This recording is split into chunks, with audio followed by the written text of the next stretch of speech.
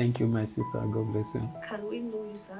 Yes, I'm Ezekiel Olabinri Olawale, CEO, Maranatha Agro Ventures, a graduate from University of Ilorin, happily married and blessed with children, and I'm also a minister of God, missionary to be precise. Amazing. Thank you, ma. Yeah. Haven't to know that you're CEO of a poultry business. What inspired and how did you come about this business? Actually, let me see, right from my tender age, my parents have backyard poultry. My mom and my dad, they have separate backyard poultry. Since then, I pick interest. So I've been raising birds gradually, maybe at times 10 birds, 20 birds when I was in school. Then later, in the year 1999 to be precise, God gave me a vision that I will have a poultry. Since then, I've been having more passion. So, it's a deep one. Wow. Purposeful. That's awesome, sir. For how long have you been in the business? Well, professionally, I can say I started this business as a professional farmer in the year 2016. That, how many years is that? That should be around 6 years or 7 years, so to say. But if you want to talk about maybe since the time I've been doing one thing or the other as touching poultry, let me say right from when I was like since when I was tender age. What can you say are the pros and cons of the business? There is no business without its problem or sources. You understand that there is no business. We all have our ups and downs. So as like other business, the same thing applicable to poultry business too. At times you face a lot of challenges. Maybe you have product that is glut. You understand that you have product, there's nobody to buy. The price of the feed is increasing. And unless you sell your product, there is no way you can get money to buy. So you have to look for money at all costs in order to feed. Not only that, at times maybe there is disease invasion, understand that, or infection of any disease, or diseases like Newcastle, or even coccidiosis. All these diseases can easily affect and kill the bird if somebody is not up and doing. If you are not a type that has not been observing your bird very well, there is possibility of losing your bird. I've experienced such before sometimes, where I lose a bird worth of $500,000 or more, as far back as I think that was year 2019. But because of the passion I have for this work, I never allow it to let me down. I forge ahead, and today I can say glory be to God. Indeed, there's nothing as sustaining as doing whatever you do with passion. Exactly. With a high cost and maintenance involved in the business, how are you able to make reasonable profit? To make profit, I do say something that in poultry business, if you want to sit down on the archaic method, there is possibility that you are going to run out of the business. Wow.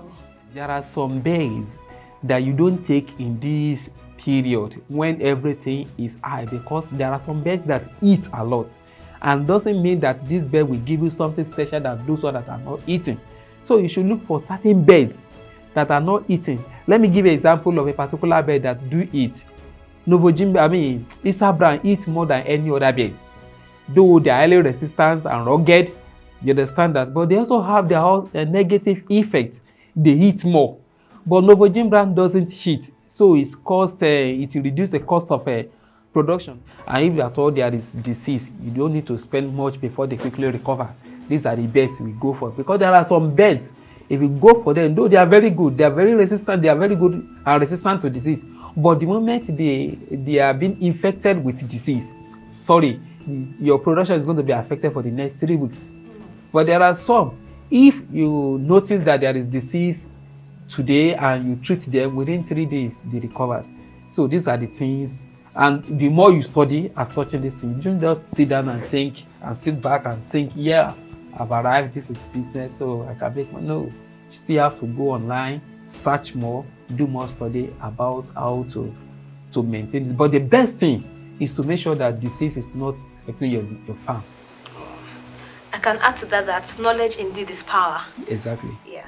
What does it take to stay in the poultry business? Number one, passion, as I used to say. passion. Number 2, don't just sit down on, I have not how to do it, or my dad has been doing it, we have been doing this thing since 90 Abraham or 90 Moses. No, poultry is not like that. You still have to go online. Just like somebody studying in the institution, trying to find out, doing research on one thing or the other. The same way, this business, you have to go online, search the more. Go and search for more knowledge. There are so many things on YouTube, online, where you go online, you download, you see how they do it in order to add more to your knowledge. There are so many things that they do when my dad was still raising bird. I could remember that when they give them EDS 3-in-1 at the beginning of their laying life, you don't give them anything again until they stop. I'm talking of late 70s, around 79.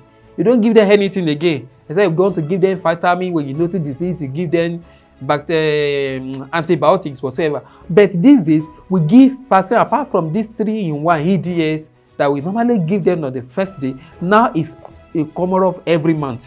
These are the things. Knowledge is changing. Before, people don't add milk when they want to give them vaccine. Today we add milk because we know that milk is of advantage when you want to give them vaccine. You understand? It will make this vaccine to be much more effective. Because of the protein content inside milk, the vaccine will be able to do what? To attach to this thing, and then when the birds take them, it boosts their immunity. So you search more knowledge as touching all these things. So these are the things that will keep you going. If you don't want to close down very soon like others, you have to improve and develop your knowledge as touching this poultry business. It really does entail a lot. How long will it take a starter to learn this business in order to start?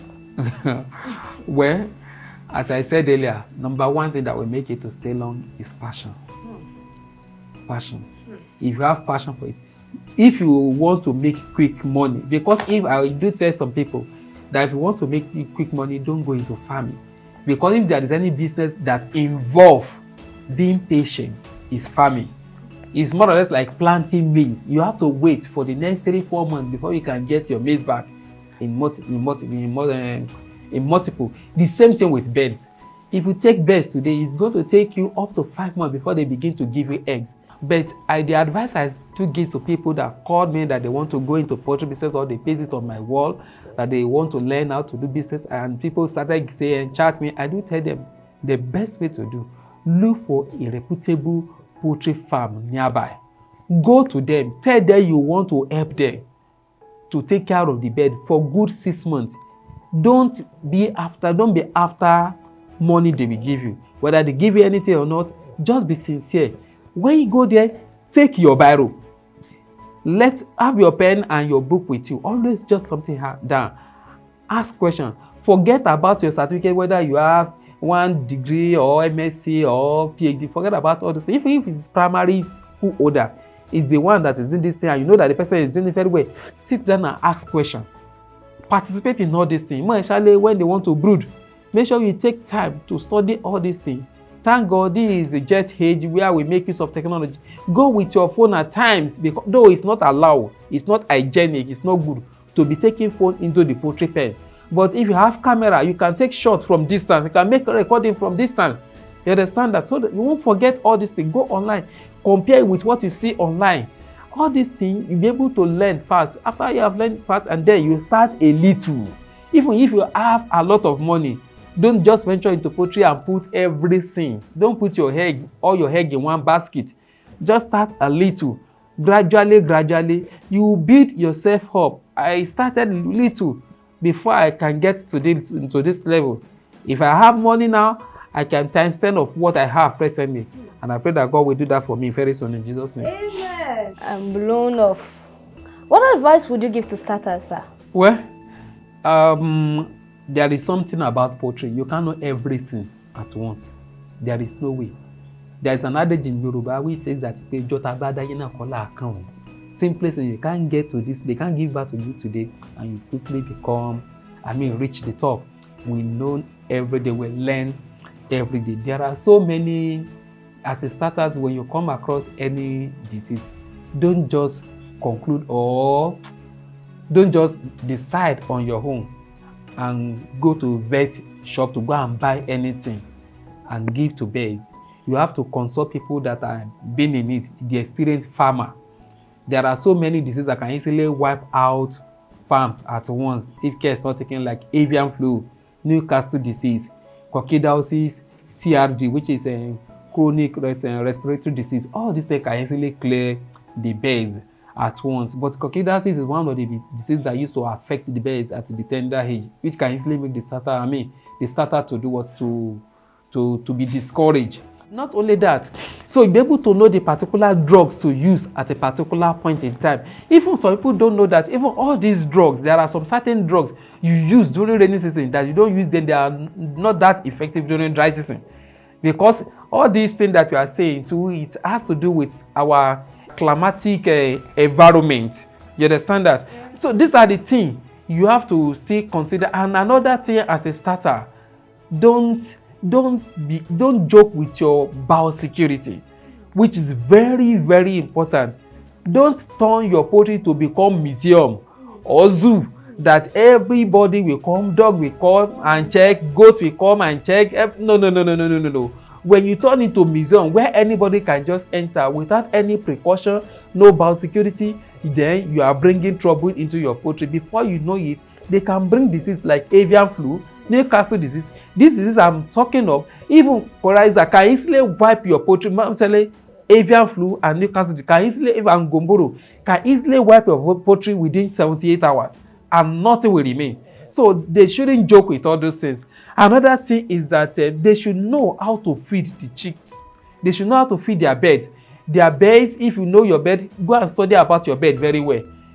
Don't let there be a certain time. Don't give them feed in the morning by 7 a.m. today, tomorrow 10 a.m. No, it's not done that way. You won't get maximum production. If you are going to be giving them between 7 and 7:30, let it be 7 and 7:30. And maybe 2 and 2:30, let it be 2 and 2:30 in the afternoon. You understand that? Don't be jumping from one feed to the other. You are using New Hope today. Somebody tell you tomorrow that top is the best. You jump to that one. Another person come is New Hope. You jump to that one. Another one come and say breed well. Another one say chicos. No. You don't just jump from feed to another feed. It's going to affect your bird. It's going to affect your production. It's not going to bring something good out. So you still need to learn. And when you come across anything in your poultry that is, you notice that this thing is strange, I don't have experience in this thing, quickly run to people that can assist. In fact, you can contact me.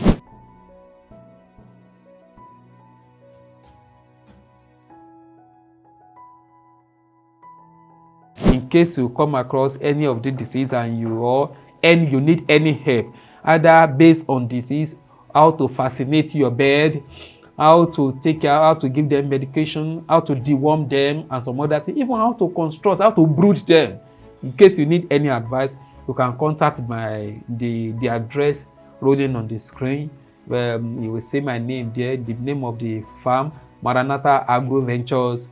You will see my phone number 08034699977. My Gmail, which is my email address, Gmail, which is evanese@gmail.com. You can contact me through all these things.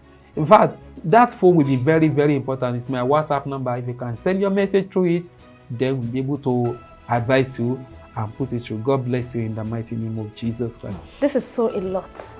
Our dear viewers, I hope you've been able to learn and gain 1 or 2 knowledge from this documentary. I would say emphatically to strive and scale up and through this poultry business.